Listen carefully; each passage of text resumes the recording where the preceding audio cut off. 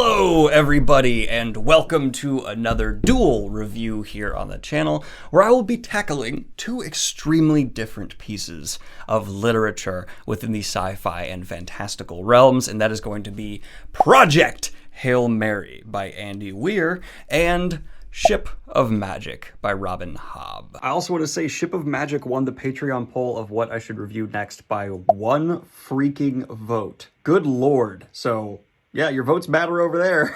You can go ahead and jump into the timestamp down below if you want to skip and go ahead to Ship of Magic review. But for now, let's go ahead and talk about Project Hail Mary from Andy Weir, one of the better known modern sci-fi authors. Getting into this was curious because Andy Weir's reputation is interesting. The Martian is one of the biggest critical and commercial successes of the modern sci-fi genre. The book and the film adaptation are loved, and Artemis unfortunately doesn't have his second book as nearly a welcome reception. A lot of people found the characterization that to be weak, and upon revisiting it, I agree that my review of that book was way too nice. I was just not as critical back then. I'm more so now. Project Hail Mary, though, feels like a very safe play from Andy Weir, and let's get into exactly why. We have our main character, Ryland, isolated on a ship, and through flashbacks, we understand exactly why he is there, how he got there, and he is trying to solve a world-ending scientific problem. I won't get into anything more than that due to spoilers, but that is the setup of Project Hail Mary. And some people are going to go, that sounds a little similar to The Martian. The issue comes in with that main character, Ryland, feeling extremely similar to Mark Watney, and the structure and pacing of Project Hail Mary, to me, is nearly identical to that of The Martian, to the point where even the way the main character is approaching, tackling these problems, the hurdles of the narrative, it's the same as The Martian, which is fine. I have absolutely no issue with an author having a type of story they like to tell and going through it again. I've just never seen it be this close before in my own personal reading. Overall, I still really enjoyed Project Hail Mary because I liked The Martian, and this just felt like a more experienced, more mature Andy Weir coming back and telling a better version of it. So yeah, I had a really good time. I would recommend this book to people who liked The Martian. I would recommend this book to actually some people who didn't, because it's not as grounded sci-fi. It's a bit more high concept, grander ideas, bigger technology, and I know some people are very interested in that. They don't necessarily like The Martian because it lacked that. So I think this could have appeal to a new audience. I think it's still definitely going to please Andy Weir's fans. It's just, wow, that was very, very, very similar. Yeah, getting into the review, I think the structure is great because it's a proven, tried structure. I think the pacing is snappy and the character helps it move along with his strong personality well. I would say the jokes within this story landed a bit better than those of The Martian for me, and the execution of the sci-fi concepts.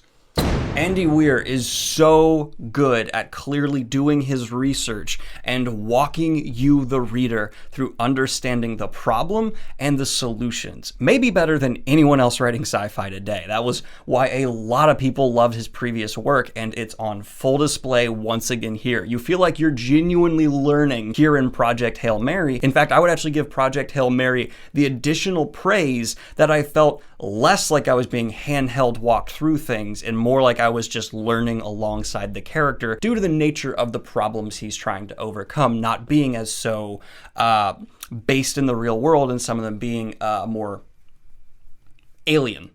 The narrative itself I found to not only be compelling, as I said, but the conclusion very cathartic. I was satisfied, and I cared about the stakes. The emotional beats hit. I feel like they could have used a bit more ruminating at times. For example, there's a scene where Ryland is trying to deal with some bodies, and while there is emotion being conveyed, I just wasn't connecting, especially in a first-person book, as much as I felt should have been there, though this is entirely a subjective personal opinion. There is definitely the Andy Weir continued, something happened, let's just move along, our character is really good at getting over stuff. Though Ryland does show more frustration at times than I would say Mark Watney did in The Martian. Sorry for the continued comparison, it's just it's needed with stuff that's similar. So that's actually a continued matured growth from the author as well, where I think Ryland feels more realistic. Well, Mark Watney's great. Sometimes it felt like his humor was just overpowering or a coping mechanism that he didn't have under control, which is fine characterization if you're going for that. But Ryland, to me, feels as he's discovering himself and, you know, the solutions, and we, the reader, are figuring things out with him, he felt a bit more human to me. For some reason in my brain, I looked to some of the earlier Dresden novels, where Dresden has a formula he goes through for a while, and how much I enjoyed just the ride with the character there. And because the character is also so humorous and we're following in first person, and I found the pacing to also be aligning somewhat. So I'm wondering if the audience overlap would be as strong as my gut tells me it might be, because it's a similar vibe in some ways there. Of course, this being not fantastical and much more about overcoming science fiction problems, there's other elements that within the meta that do mash up. It's definitely a tremendous improvement over Artemis, which is a shame because I feel like Artemis had so much potential with concepts and characters. It just was not written in a way that I feel like was on the bar, was anywhere near the bar Andy Weir had set, and now he is returning to form. And especially if in Artemis you missed the deep, rich exploration of real scientific conversation, you will be satisfied with that here in Project Hail Mary, no doubt. Okay, one final cut in, and this has been bugging me, and it's something I couldn't figure out how to put into words until I was in the middle of editing this video. The themes actually might be where I am most disappointed in this book, because thematically,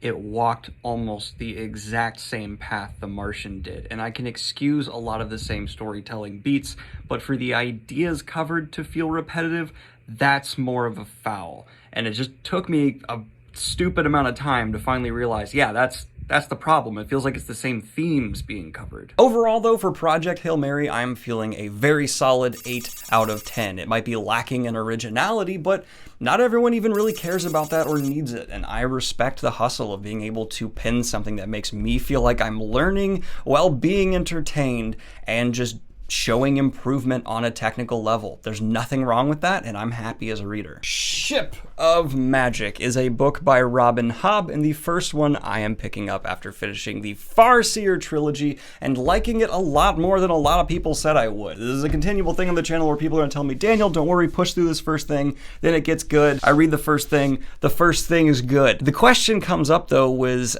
how well can Ship of Magic be when Robin Hobb is trying to approach it in a whole new way?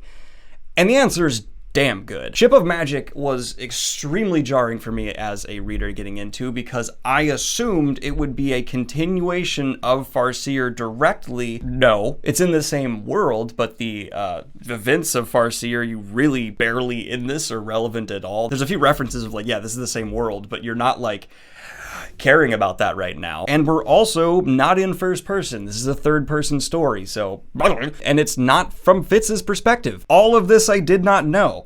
Instead, it's of a seafaring nature, which, duh. And we're following a character named Althea who is expecting an inheritance that is instead given to her brother-in-law, who is, I hate him more than Joffrey. And Robin Hobb's character work is so amazing that it actually ended up almost harming my enjoyment of this book, because I hated Kyle so much that I was like frothing at the mouth almost. There is like, I would go to jail to kill this man if he was real. If I saw Kyle in the street and I was in the street, I'd kick him into traffic. I would do it and I would feel good about it. Hey Kyle. You. And I'm struggling looking back in this book to decide which character I like more, Althea or Wintrow, but they're both excellent. Nearly like Fitz level Robin Hobb, just showing that she may be the best person to ever work character the fantasy genre has ever seen. If you're someone who appreciates like Erikson level character work, come on into Robin Hobb's world. You won't be disappointed. And let's talk about world. One of the few complaints I had for Farseer was just how contained that story did feel, and the world didn't necessarily live up to what I felt was potentially there. Ship of Magic absolutely utilizes the setting of taking place in ships and pirates and stuff like this. There's bays, water, to explore this world to an excellent extent. I am now actually almost equally balanced out between like character, world, and narrative, but the character's not worse. It's just like everything else has been brought up by Robin Hobb. Farseer was a character study of Fitz from his perspective. You read that story for him, you love him, and Ship of Magic made no sacrifices while just bringing up a lot of other things to that level. Because I don't know if Robin Hobb just wanted to like prove naysayers wrong or was just experimenting, but this is now my preferred style of her writing. Just Jesus Christ. The pacing and structure are pretty darn good. I don't think anyone's going to consider it a fast read. Like if you're used to like Dresden books, no, this is slower than that, but I was never bored. And what always drove me through the pages was the characters. That's one of the few through lines for Robin Hobb from Farseer to here that you can just tell her style. The plot, the story, everything is always dependent on character actions and their motivations and the ramifications of them. I also just want to say I loved what Ship of Magic had to say about morals. It does have your typical approach of good and evil, but it undercuts that with this very nuanced take on your own personal moral compromises when it comes to going up against people that are vile. If you're going up against a monster, is it okay to behave monstrous towards them? Can you make calls, decisions, be deceitful if you know it's for the greater good? Or is that a slippery slope? Is that something that can lead to you being your own form of monster? That's a real world conversation people still have today, and is something that is fundamental to many core beliefs many of us hold. So having a book that approaches it in a very character-driven, raw fashion, I feel like will evoke a lot of strong reactions from people. I know it did for me, and is part of why I ended up hating the character I hated so much, because it was like, I know there are ways to stop you. I know you could be undone if our own characters were willing to do certain things. It's theme directly being utilized to enhance other craft of storytelling, and to me that's just an example of why Robin Hobb is a master of her craft. And this is not a deep reviewer observation, it is just fact.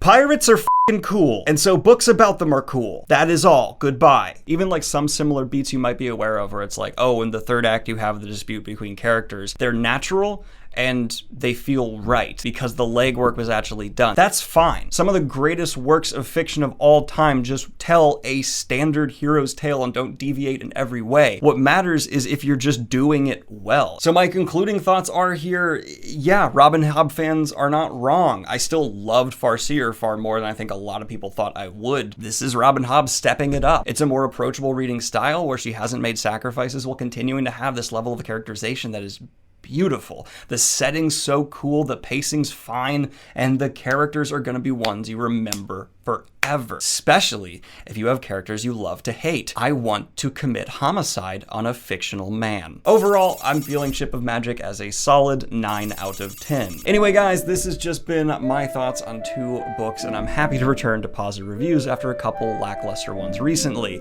Like and subscribe if you have not already. Hit the Patreon if you want to support what I do here. And have a good one, y'all.